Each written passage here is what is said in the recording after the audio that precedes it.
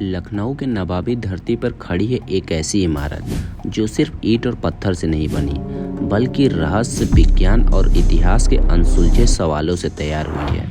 नाम है बड़ा इमामबाड़ा। करीब 50,000 स्क्वायर फुट में फैली ये विशाल परिसर बाहर से जितना खूबसूरत दिखाई देता है, अंदर से उतना ही रहस्यमयी है।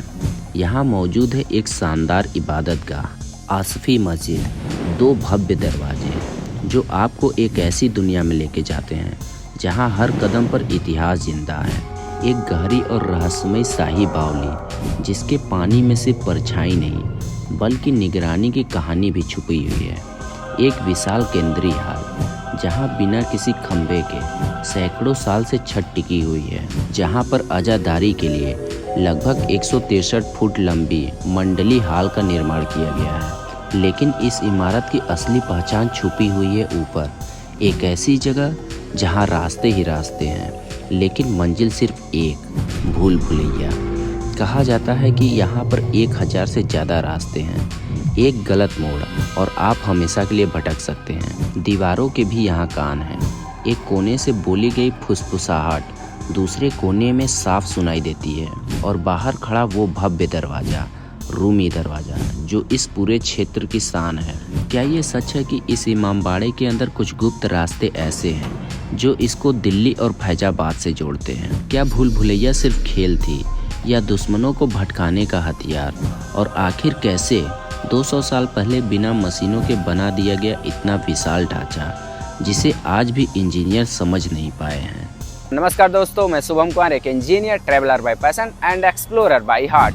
अभी हम लोग देखिए इमामबाड़े के मेन गेट के बाहर हैं और पीछे हमको दिखाई दे रहा है रूमी दरवाज़ा जो लगभग 60 फीट ऊंचा है, जिसको इस्तांबुल के ऑटोमन पोर्ट के तर्ज पे बनाया गया है। इसको टर्किश गेट भी कहते हैं।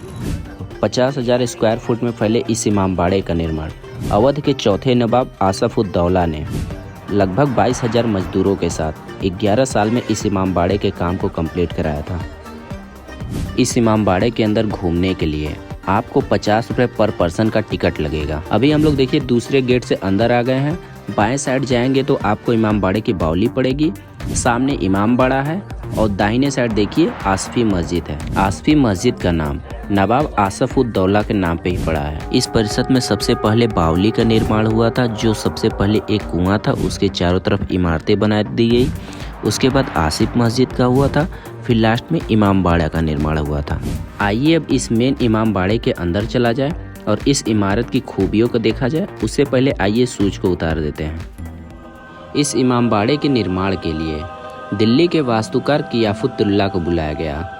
ऐसा नहीं था कि डायरेक्ट इनको काम दे दिया गया था, इसके लिए बतौर कंपटीशन हुआ था, उसमें इनका चुनाव हुआ था और कियाफुतुल्लाह के द्वारा इस इमारत की डिजाइन की गई थी।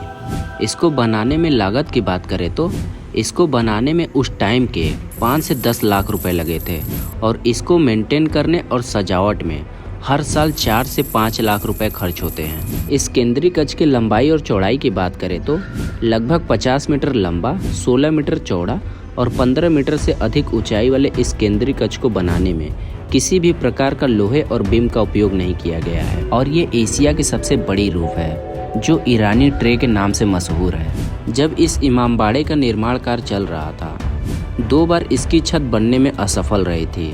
फिर तीसरी बार यहाँ के नवाब आसिफ-उद-दौला खुद वहाँ पर गए और कहे कि मैं इसके नीचे बैठूंगा और वह वहाँ पर बैठ गए। फिर इसके बाद इसकी छत खोली गई, तब यह तीसरी बार में सफल रही थी। इस इमामबाड़े का कंस्ट्रक्शन कुछ इस प्रकार से की गई है कि यह बिना किसी एयर कंडीशन के भी इमामबाड़े के अंदर की पूरी हवा ठंडी रहती है, फिर चाहे बाहर कितनी भी गर्मी क्यों न हो।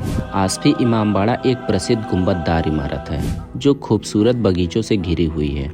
नवाब ने इसे 1784 के अकाल के दौरान रोजगार पैदा करने के उद्देश्य से एक परोपकारी परियोजना शुरू किए थे।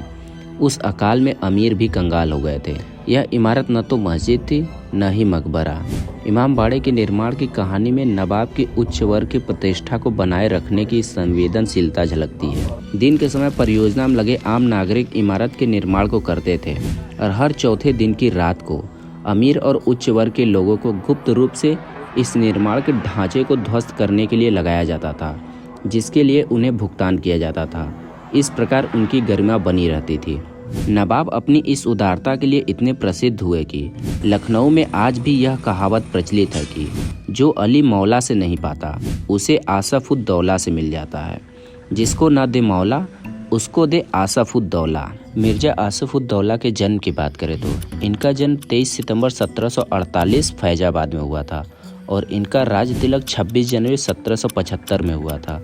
इन्होंने अवध की राजधानी फैजाबाद से लखनऊ स्थानांतरित किए थे और इनकी मृत्यु 21 सितंबर 1797 में लखनऊ में हुआ था। और इनके कब्र की बात करें तो बड़ा इमामबाड़ा के अंदर इनकी कब्र को दफन किया गया है। कहते हैं नवाब की मुख्य पत्नी शम्स उन निसा बेगम का कब्र भी उन्हीं के साथ दफन है और आसिफुद्दौला का डुप्लीकेट ताज आज भी उनके कब्र के पास रखा हुआ है, लेकिन उनका असली ताज आज भी लंदन के द टावर ब्रिज म्यूजियम में रखा हुआ है। इमामबाड़ा मुख्य रूप से शिया मुसलमानों के लिए वह पवित्र स्थान होता है जो एक भवन के रूप में होता है, जो विशेष रूप से हजरत अली या कह सकते हैं हजरत मोहम्मद के दामाद तथा उनके बेटों हसन और हुसैन के स्मारक के रूप में धार्मिक आयोजनों मुहर्रम के दौरान मजलिस और अज़ादारी के लिए इसको बनाया गया था। अज़ादारी का मतलब होता है कि शोक के रूप में जो सभा एकत्रित होती है उसी को अज़ादारी कहते हैं। आपको जो ये सामने गोल्डन टाइप का छोटा सा मस्जिद दिखाई दे रहा है, ये सब ताजिया हैं। इन सभी को देखिए मुहर्रम के दौरान बाहर निकाला जाता है और जो करबला में शहीद हुए थे उनकी याद में मजलिस और मातम किया जाता है। ये एक सिंहासन है जिसको मरे रसूल कहते हैं। जो यहाँ के मौलाना होते हैं वो इस सिंहासन पे बैठते हैं। पहले ये सिंहासन सोने का हुआ करता था, इस टाइम ये लकड़ी का है।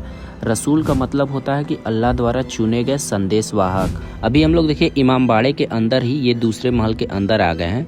कहा जाता है कि यहाँ के नवाब अपनी रानी के लिए इस वाले महल को डिजाइन किया था, जो कहा जाता है कि ये इसका नाम चाइनीज ट्रे के नाम से मशहूर है। इसकी जो वेंटिलेशन है इसकी काफ़ी इतनी जटिल है कि आज तक इसको कोई कॉपी नहीं कर पाया है। इस गुंबददार महल में मुहर्रम के टाइम जितनी भी महिलाएं होती हैं वो इसके अंदर बैठकर अज़ादारी करती हैं। और आपको जो ये सब झरोखे दिखाई दे रहे हैं ये मुख्य रूप से सुरक्षा, निगरानी और प्राकृतिक वेंटिलेशन के उद्देश्य से बनाए गए थे। इन झरोखों की डिज़ाइन ऐसी है कि अंदर बैठा व्यक्ति बाहर के पूरे हाल में होने वाली गतिविधियों को स्पष्ट रूप से देख सकता है, लेकिन हाल से किसी को भी अंदर बैठे व्यक्ति दिखाई नहीं देते। यह नवाब और उनके अधिकारियों को बिना खुद को उजागर किए लोगों की भीड़ और गतिविधियों पर नज़र रखने में मदद करता था। और इस तीसरे वाले गुंबज को खरबूजा हाल कहा जाता है, जैसा कि आप लोग इसके डिज़ाइन को देख के समझ पा रहे हैं।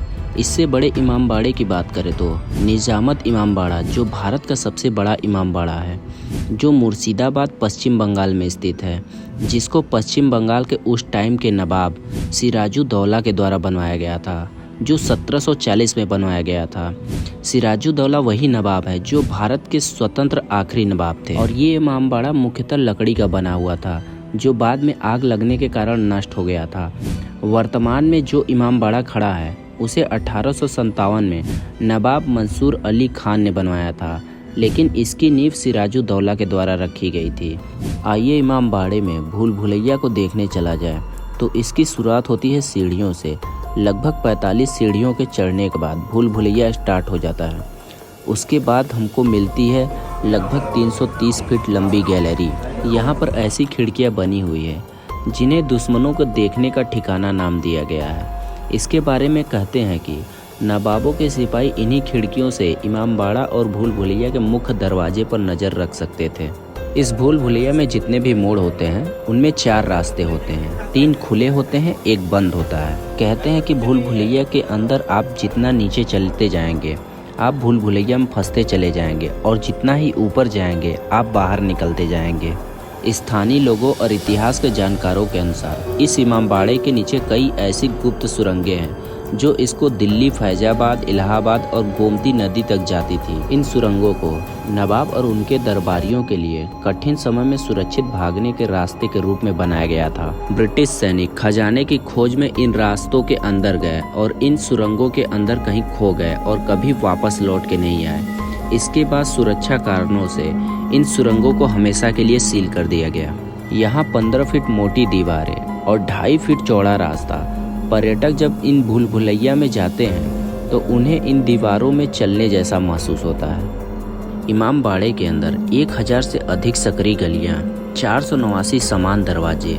यह एक ऐसी पहेली है जिसे बिना गाइड के सुलझाना थोड़ा मुश्किल है और यह आक्रमणकारियों को भ्रमित करने के लिए बनाई गई थी।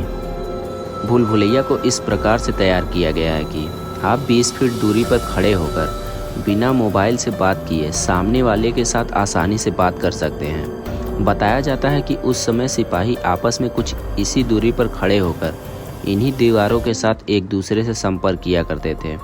यही नहीं, सिपाही को दीवारों पर कान लगाने पर दूसरे सिपाही की आवाज़ आ जाती थी। हवा की मदद से आसानी से बातें इधर से उधर हो जाती थी और लोग इसे एक बहुत बड़ा रहस्य समझते हैं। कहते हैं इसके छत की जो डिज़ाइन है ये लौंग और लहसुन की है।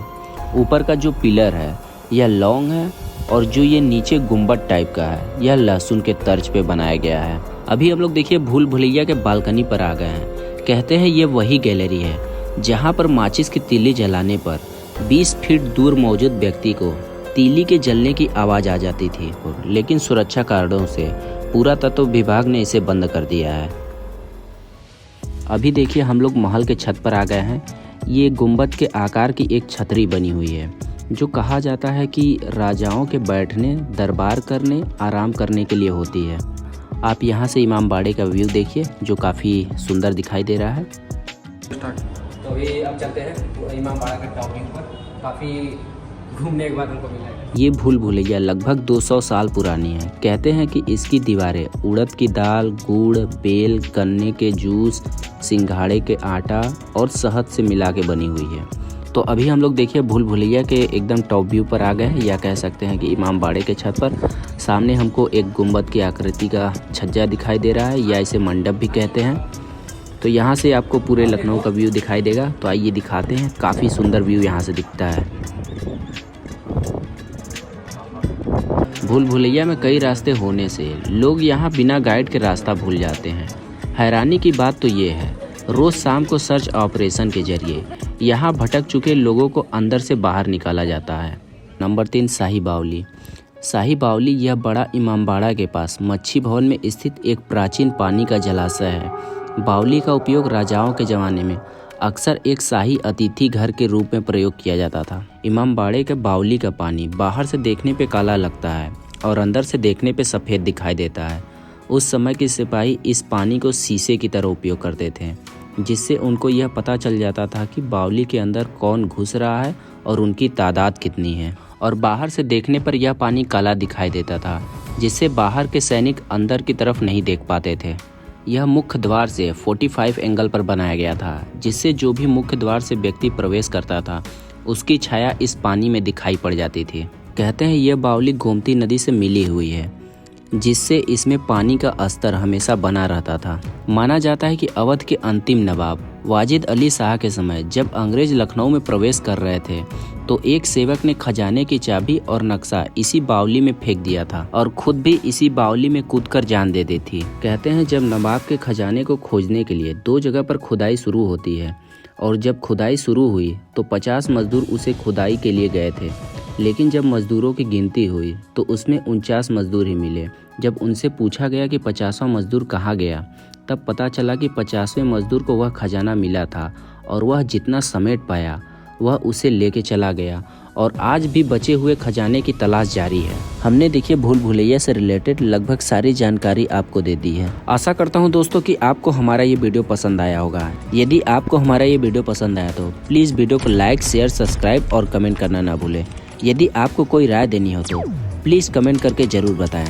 अभी के लिए अलविदा लेते हैं दोस्तों। जय हिंद, जय भारत।